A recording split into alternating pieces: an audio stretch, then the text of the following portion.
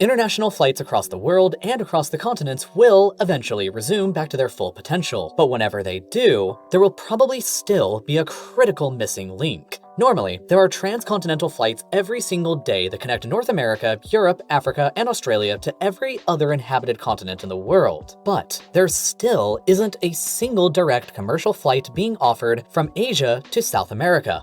The first thing to look at in this video is the map projection that the author is using. We all know that the Mercator projection is the incorrect projection of the continents. Ever seen a map that looked like this before? How many of you have ever seen this map?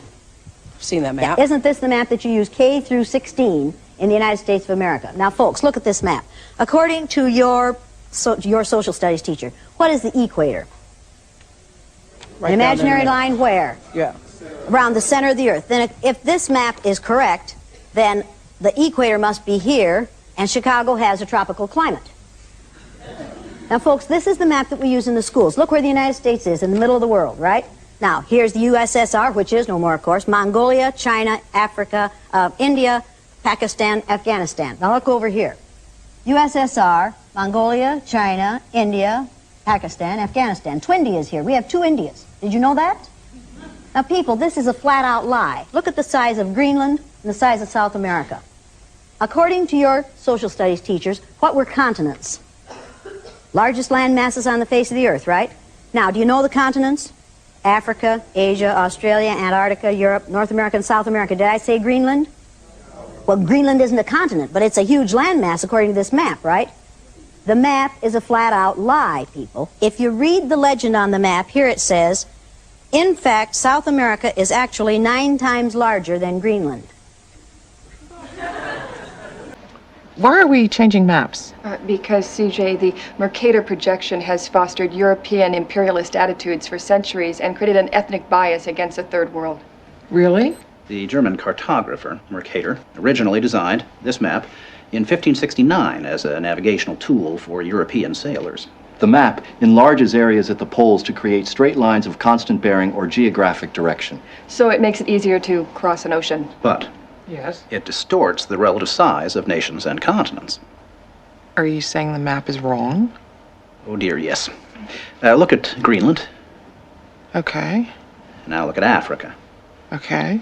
The two land masses appear to be roughly the same size. Yes. Would it blow your mind if I told you that Africa is in reality 14 times larger? Yes? Here we have Europe drawn considerably larger than South America. When it's 6.9 million square miles, South America is almost double the size of Europe's 3.8 million. Alaska appears 3 times as large as Mexico, when Mexico is larger by 0.1 million square miles. Germany appears in the middle of the map when it's in the northernmost quarter of the Earth. Wait. Relative size is one thing, but you're telling me that Germany isn't where we think it is? Nothing's where you think it is. Where is it? I'm glad you asked.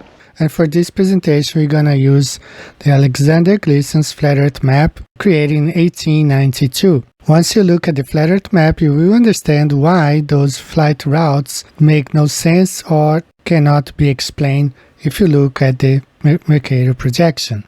And there never has been either. Even after the COVID crisis is over, the only way from one continent to the other is through a series of convoluted connecting flights that will take you to another continent first, and likely take you over 24 hours to complete.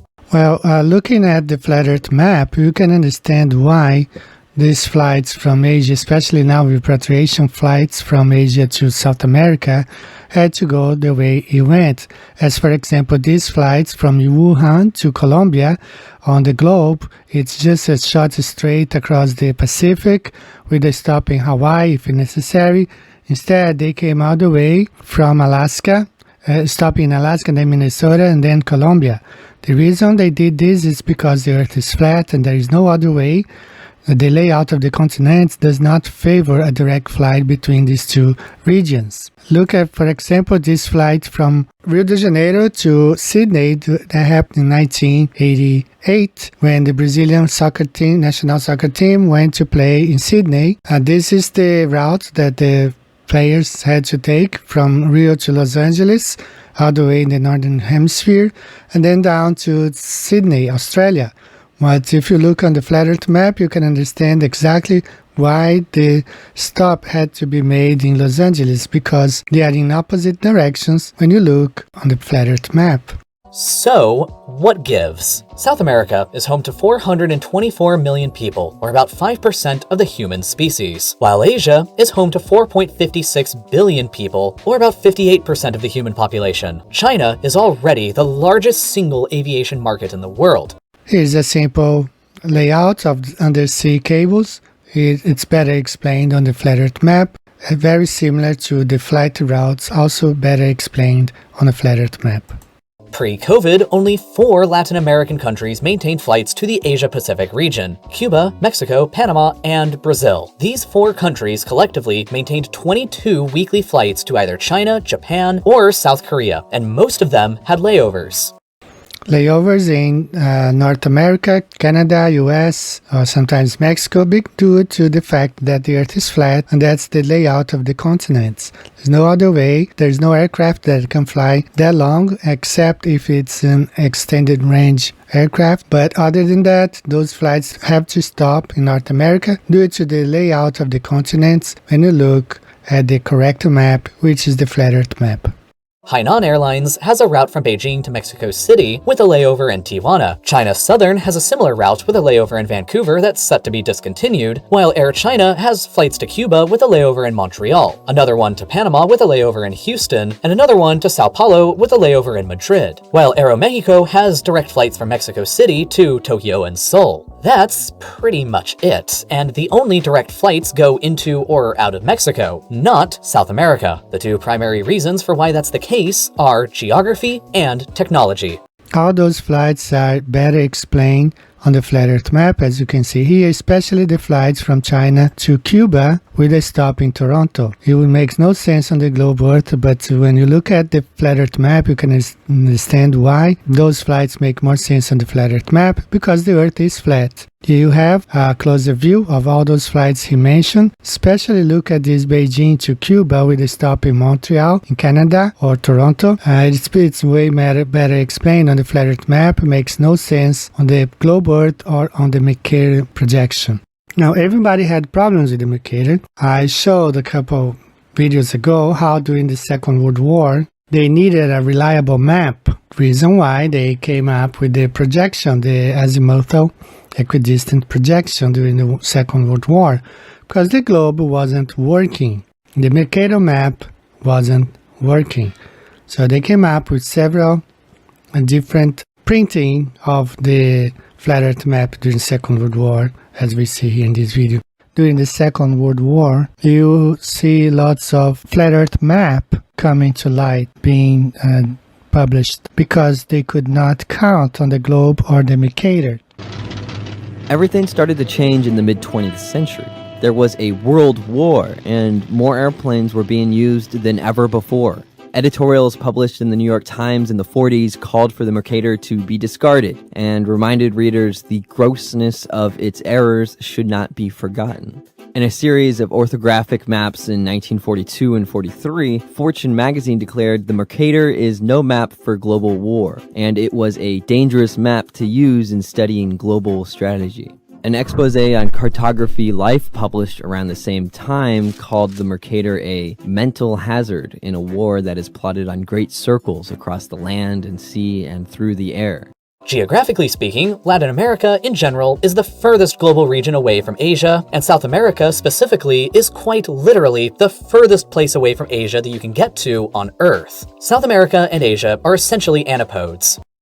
Based on this map, you can see that Argentina and Chile are roughly opposite of Mongolia and China. Taiwan is opposite of Paraguay, the Philippines are on the other side of Brazil, while Indonesia is opposite of Colombia and Venezuela. You can also see that Mexico is the closest Latin American country to Asia, which helps to explain why it's the gateway to Latin America from Asia. Currently, the longest commercial flight is the one between Singapore and Newark that takes 18 hours and 25 minutes to complete and covers a distance of only 8,285 miles. Flight New York to Singapore. I have made a video back a few months ago. This flight makes more sense when you look at the flat Earth map. And also I want to point out the abyssal plain, which are huge flat regions under the sea. which demonstrated that Earth is not a globe. And you can see on the arrows pointing the flight from Singapore to New York flies west of the North Pole, and going back from New York to Singapore, it flies east of the North Pole because there is a jet stream there that is called the polar jet stream, and the flights go along the jet stream.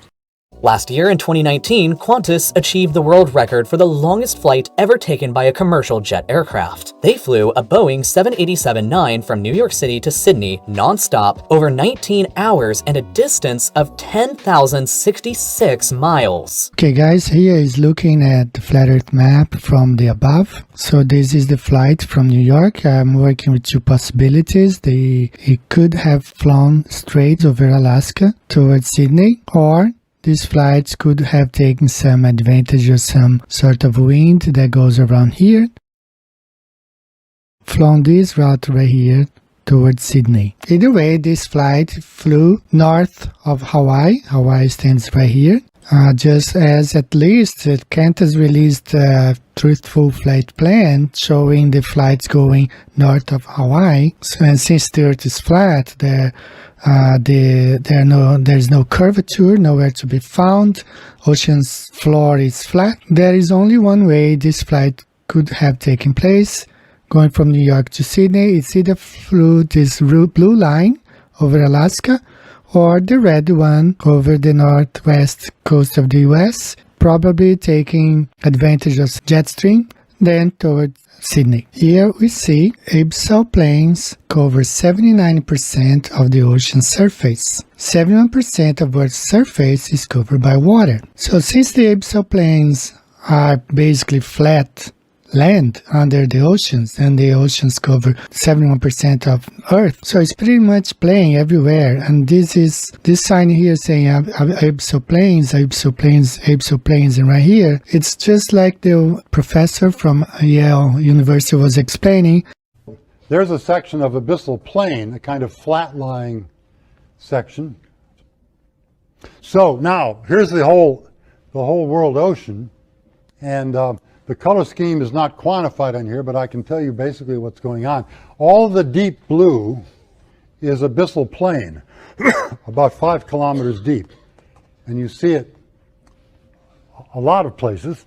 But Qantas did a lot to this flight to make it more possible. Passenger and baggage loads were both restricted in order to control weight. So there were only 49 people on board that flight, including all of the passengers and crew. And it still wasn't enough to cover a reasonable flight between two major airports in Asia and South America. So that's effectively why no direct flights exist between the two continents. They're too far away, the technology to fly that far without refueling isn't there yet, and the infrastructure in a lot of places is simply lacking. The reason there are no flights between those places is because Earth is flat and the layout of the continents make it impossible. If the author of this video, if he only looks at the flat Earth map, he can understand why there are no flights over these regions. Take care guys, see you next time, bye-bye.